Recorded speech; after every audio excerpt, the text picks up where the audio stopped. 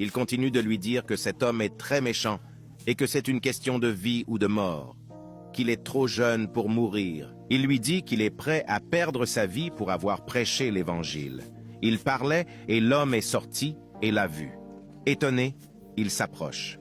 Il lui dit que l'homme arrive, qu'il n'a qu'à ramasser ses choses avant qu'il n'arrive. Mais il lui dit encore qu'il n'a pas peur de lui, qu'il n'a pas peur de celui qui peut tuer le corps et non l'esprit, mais qu'il a peur uniquement de celui qui peut tuer le corps et l'esprit. Il s'est approché et interpelle le monsieur. Il lui dit qu'il est là, et cet homme est en train de prêcher devant sa maison. Il dit qu'il lui a expliqué, mais qu'il n'a pas voulu arrêter. Il lui dit qu'il sait très bien que cela n'est pas acceptable dans cette communauté. Il interpelle l'homme de Dieu et lui dit d'arrêter ce qu'il est en train de faire, que ce qu'il fait n'est pas accepté dans ce milieu.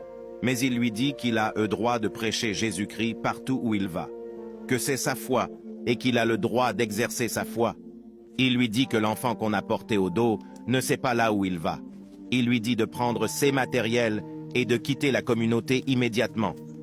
Il lui dit qu'il n'a pas peur de lui, car on ne lui a pas donné un esprit de peur, mais de puissance et d'amour. Il lui dit qu'il l'avertit pour la dernière fois, sinon qu'il ne va pas vivre pour voir ses enfants. L'homme le supplie de prendre les matériels pour partir et continuer ailleurs. Mais il refuse et continue sa prédication. Abonnez-vous pour la suite.